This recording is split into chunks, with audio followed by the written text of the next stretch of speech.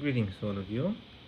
This week we talk about abortion, which is a very sensitive topic, as we all know, and I am fairly certain that each one of you has a strong view about abortion, whether you are against it or for abortion. And this video will not make a claim whether the abortion should be uh, allowed or forbidden. I am not making a case for the pro-choice or pro-life movements as you describe them often in the United States, but I will just talk a bit about discussions about abortion or about how we can argue about abortion. I will not discuss the two articles that we read together and that some of you will have to write about, and I will not discuss them primarily because I want to see your own arguments about how the two authors discuss the issue of abortion. I will say that both articles have logical problems in the sense in which certain arguments do not truly prove what they want to prove. This does not mean that their views are wrong. It only means that the arguments they offer do not show what they plan to prove. And that is the first point that I want to discuss in connection with abortion. Regardless of how your attachment is, remember that our job as philosophers is to judge the arguments. We are not judging in this moment whether the abortion is morally right or wrong, or whether the abortion is politically right or wrong. What we are judging is whether the arguments for abortion or against abortion make sense, or whether the arguments prove what they claim to be proving. And this does not mean that we are rejecting our own views or rejecting other people's views. It only means that we are trying to see whether a certain argument actually defends a view that may be ours. So that's the first point. The second point I wanted to mention is that often when we talk about abortion, we confuse the ethical plan with the political plan. What I mean by that is that the question whether abortion is morally right or wrong is different than the question whether abortion should be legalized or not. That is, whether access to abortion should be legal or not. So, and in fact, people can give different answers to those two different questions. So let me clarify what the two plans are. When people talk about whether abortion is morally right or wrong, what they try to figure out is whether the act itself has within itself any kind of moral worth, or whether it is permissible from a moral perspective, or whether it should be forbidden from a moral perspective. It doesn't mean that it should be forbidden legally speaking. For example, the majority of people believe that having an affair is morally wrong. Nevertheless, having an affair is not illegal. And what I mean by that is that if someone has an affair, even if people in general believe that this is morally wrong because it's about cheating on someone else, people will not say at the same time that because you have had an affair, you should be penalized in any way, legally speaking. And I hope that this example clarifies the point that we can speak about abortion from two different perspectives.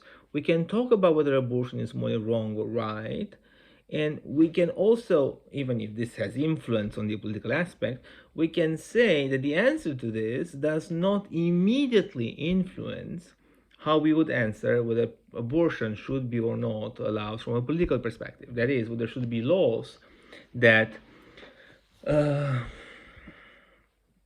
that do not allow abortion, or there should be laws that would give the legal right to have an abortion. I will also say that views against abortion or pro abortion are not necessarily moral. So, for example, suppose that I am um, against abortion, and suppose also that I live in a country in which abortion is forbidden. But the abortion is not forbidden because women have the right to choose what they do with their own bodies, but rather the abortion is forbidden because the state wants to have children to use them in battle, or the state wants people to have children so they can increase the population for whatever reasons they may have. A communist state like Romania in the 1970s had such a law. People were forbidden to have abortion, but the Romanian communist state was not a moral state, and in any case, it was not a religious state. Actually, religious was almost forbidden. So they were not forbidding abortion from any kind of reasons that we know nowadays in the United States. So we can say, for example, in that case, that it is morally wrong to forbid abortion for the reasons the state did so in Romania in the 1970s. But at the same time, we may say that abortion is morally fine, or that the abortion should be allowed. Wait a moment. Oh, sorry, I was not. So let me repeat. So we can say it is morally wrong to forbid abortion, but we can also say that it's morally right to not have abortion. So I can say that I am against abortion from a moral perspective, but I'm against the law that the state has against abortion because I think the law is wrong. I'm not saying that this is what I believe. I'm not saying that this should be the case. What I'm saying is that I, as an individual, can answer in different ways depending on the reason why abortion is forbidden. In China, for example, another communist state, you are not supposed to have more than one child, and he has to be a man. And I don't remember exactly all the cases, so I should actually not even talk about the details, so I don't give you wrong information. But even it was the same kind of state, same kind of totalitarian state, they had a different law because they have different purposes.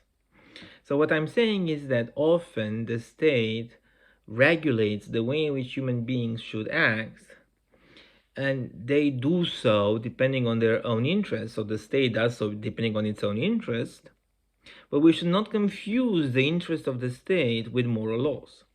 We could also say, for example, we can also imagine that someone says that abortion is morally problematic, primarily because, as the usual arguments against abortion are, because you take away the life of a fetus, and the fetus is a person from the moment of conception. So I could say, for example, that I believe that abortion is morally problematic, at least. But at the same time, from a political perspective, I can say that even if abortion is morally problematic, we should not disallow it, or we should not forbid it. I am talking about all those perspectives in order to remind you that abortion is a much more complicated issue than it becomes in our public discussions, especially in the political discussions, whenever they actually just describe the whole issue with being either pro-choice or pro-life, and whether if you are for example, if you are pro-life, that means you do not respect the choice of a woman, or that if you are pro-choice, that means you don't respect the life of a human being. It does not mean that all people believe this way. What I mean by that is that, for example, the people who are pro-choice would never say they do not respect the life of a human being, of course, as they are described by the others. But they would say that they understand differently what it means to be a human being.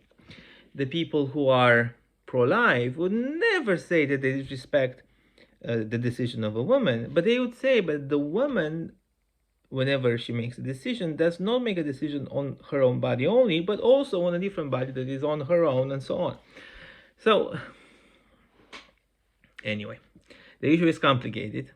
Remember, when you read those articles, to read them with an open mind, uh, regardless of whether they agree or not with your views. And remember also to not disrespect another people's view just because it disagrees with you. I can say that I often read things about this view disgusts me. How can it be so? When you say when someone says something like that, obviously you also assume that your own view can be disgusting to someone else.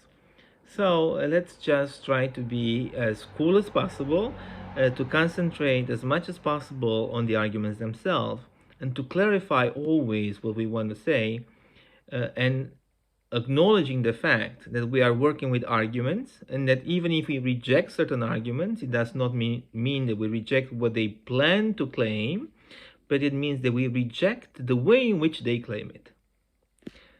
I look forward to reading your comments.